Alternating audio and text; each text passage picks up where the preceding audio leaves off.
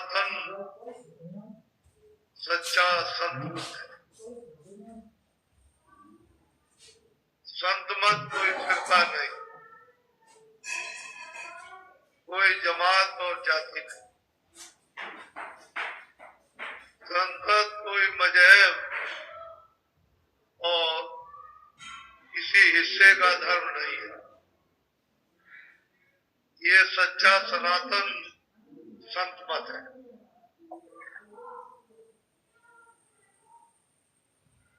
ये जीवात्माएं सबकी सब एक ही खजाने से निकाल कर भेजी गई। वो अथाह खजाना है। उस खजाने का, उन रूहों का, उन जीवात्माओं का कोई भी पारावार नहीं। वहां से निकाल कर ये सब की सब यहाँ भेजी गई। इनका निकास, इनका देश सतलोक है। इन सब का पिता सत।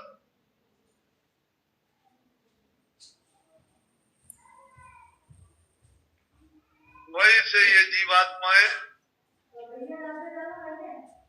उसे महा सागर से यहाँ भेजी। यहाँ उनका कोई घर नहीं, न मृतलोक है, न स्वर्गलोक है, न वैकुंठ लोक है, न शक्ति लोक है, न ईश्वर लोक, न माया का लोक, न ब्रह्म लोक, न प्रकृति का, न वो मतलब पार ब्रह्म है, न मात। ये सारी जीवात्माएं सत्पुरुष के हुक्म और इच्छा से, सत्पुरुष की मौज और मर्जी से एक ही सनातन और अनाथ का रास्ता। जब जीवात्माएं यहाँ मृतलोक में लाई गई और ये शरीर मसाला मिलाकर तैयार किया गया, तो जीवात्माओं को दोनों आंखों के मध्य भाग में बैठा दिया।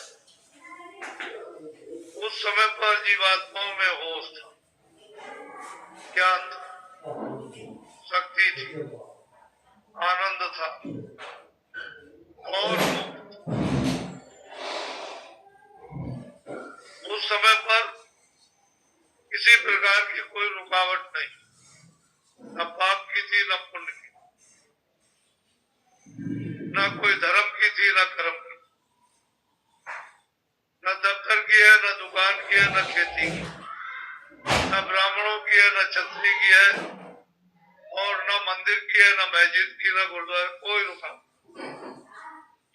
सारी की सारी जीवात्माएं मनुष्य दोनों आंखों के मध्य भाग में इस मंदिर में बैठ करके और निरंतर हर रोज प्रतिरोज जब चाहे, क्षणों में चाहे तो क्षणों में मालिक का दीदार और दर्शन उस सत्पुरुष का सतलोक में करती थी। रोज इनका आना, रोज आना, पलक मारते पहुंचना, पलक मारते वापस आ जाना। इन जीवात्माओं की ये गति थी आने और जाने की, और इस गति से कोई भी चीज संसार में आ जा नहीं सकती। इतनी इनकी तेज रफ्तार थी आने और जाने की। सारी जीवात्माओं का रूहों का एक रास्ता, सब इनको नाम, इनको आवाज ले आए। उसी आवाज रेलगाड़ी पर, जहाज पर बैठी हुई थी, उसी शब्द पर बैठ करके आती और जाती थी। उसी पर इनको पूर्ण शक्ति प्राप्त थी, पूर्ण ज्ञान प्राप्त था, पूर्ण आनंद प्राप्त था, स्वतंत्र थी, निर्भय थी और अखंड थी। सारी जीवात्माओं का एक है। या कोई किसी छोटे बड़े जात पात का कोई भी किसी तरह का भेदभाव नहीं।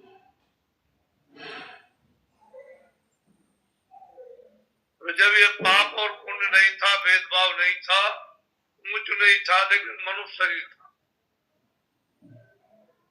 स्नान भी करते होंगे, देखते भी होंगे, जाड़ा भी लगने लगा, ठंडी भी लगने लगी।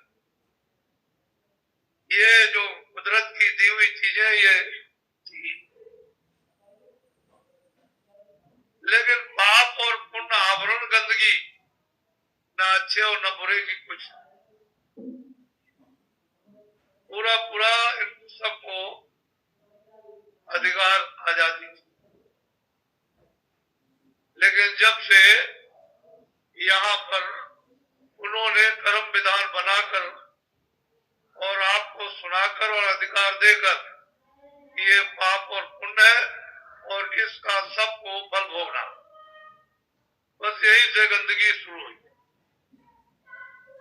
इसी गंदगी के कारण जो अनाथ का आज सनातन राज था, जिसको हम प्राय आज से 700 वर्ष पहले भूले हुए थे, बिल्कुल रास्ता खो चुका, भूल चुके थे, छोड़ चुके थे।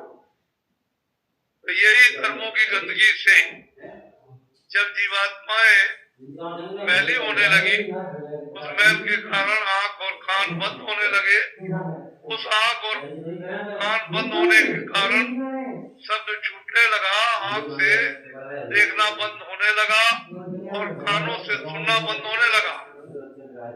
तो धीरे धीरे धीरे धीरे आधार छूट गया।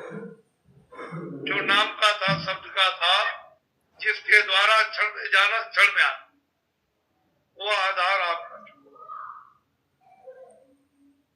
और फिर आपने अच्छे बुरे काम करते करते करते करते जब आपने पहाड़ों का ढेर बना लिया, तो फिर तो आपको सब उसके विधानानुकूल भोगना ही पड़ेगा।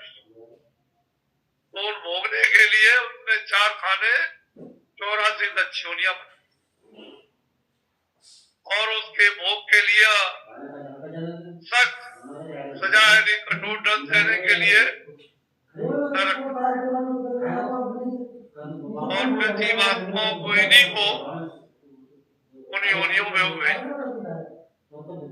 अपने अपने कर्मानुसार। उसी सत्पुरुष ने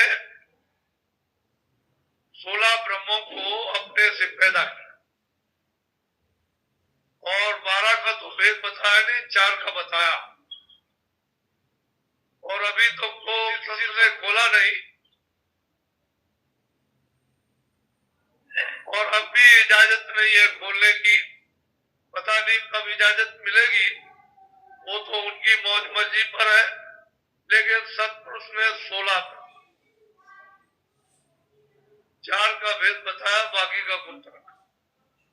उन 12 ब्रह्मों के कितने बड़े बड़े मंडल होंगे, इनसे, ईश्वर से, खुदा से, रब से, ब्रह्म से, पार ब्रह्म से, अल्लाह से, महाकाल पुरुष से और बड़े बड़े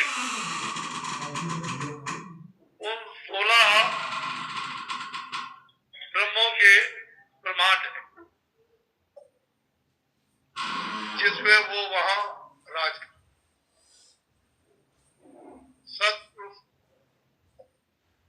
के पैदा किए हुए वो भी है, और हम जितनी जीवात्माएं आई, हम भी उसी सत्पुरुष, वो इनका उनका सबका पिता है। इन सब ने खूब तपस्या की है और तपस्या करके सत्पुरुष को प्रसन्न कर दिया। उस प्रसन्नता में सत्पुरुष ने वरदान दे दिया। जब वरदान मिल गया तो रचना बगैर जीवात्मा रूपों के नहीं होगी।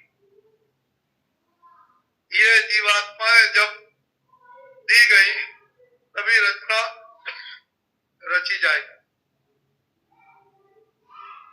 जीवात्मा रूह चेतन है और ये सब मसाले जड़ है। जब वो चेतन का जड़ में समावेश होगा तो रचना हो जाए। कहीं पर कारण, कहीं पर सूक्ष्म, कहीं पर लिंग और कहीं पर स्थूल, अलग अलग स्थानों पर अलग अलग रचना। और फिर ये शरीर रहित रचना। वो उन्होंने तपस्या की थी, हम उनके वशीभूत हो। हमको आदेश दिया था कि तुम जाओ और वहां थोड़े देर रहना, गंदगी छोड़ देना जो सूक्ष्म से भी सूक्ष्म है, और तुम वापस चले आना, फंसना नहीं। उन्होंने आदेश दिया था और तुम यहाँ आकर के तुमको दिया कर्मों में बांध, और फिर लालच दे दिया, मोह दे दिया, ममता दे दी, काम दे दिया, क्रोध दे दिया, तुम आजादी पाकर फंस। अब ये जो सच्चा पुरातन सनातन अनाद का जो आपके आने जाने का रास्ता था, वो 700 वर्ष के अंतर्गत जब सत्पुरुष को दया आई कि जीव उनमें से तो यहाँ कोई आए नहीं, ये सब के सब वहीं रह गए और बहुत पीड़ित और बहुत दुखी और मतलब चीखते चिल्लाते हैं, लेकिन कोई सहारा। अपने अपने किए हुए कर्म का तो फल भोगना ही है। तो दया हुई, उन्होंने उसी रास्ते से संतों को देखा कि जाओ इनको नाम डोल पकड़ाओ, धीरज दो, विश्वास दो, सब्र दो, संतोष दो, और इनको रास्ता दो, ज्ञान दो, बल दो। इनको जाकर के वहां जो गंदे उनको दो।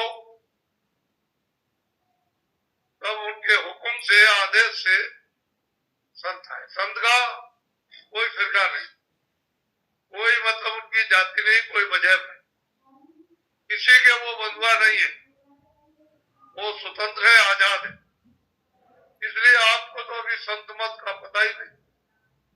तुम तो अपने शब्दों में फिरका बना दिया, जाति बना दी और एक जगह बैठा दिया, जबकि वो सबके सर्वत्र, यानी सब आत्माओं तो आपने उनको एक अलग कर दिया, और जो आपको लाभ होना चाहिए तो उससे महरूम हो गए, उससे अलग थलग हो गए। तो संत मत को कोई जानता नहीं, पुरातन मत को जिस रास्ते से आए उस रास्ते को लोग अब भूल चुके, अब कोई जानता नहीं। जब तक वो नहीं बताएंगे तब तक तो जीव अनेक के दुष्कर्मों में। तो संत मत के उपदेश की पहली सीढ़ी ज्ञान साकारी। आहार करो आप, सब्जी का, फल का, अनाज का, घी का, दूध का, और कोई पशु पक्षी आहार नहीं, उनमें जीवात्माएं सजा पा रही है। तुम अगर पशु पक्षी का आहार करोगे तो तुमको उससे हजारों गुना ज्यादा ब्याज लग करके सजा मिलेगी, तो तुम्हारा तो छुटकारा कभी होने का कोई कुछ नहीं।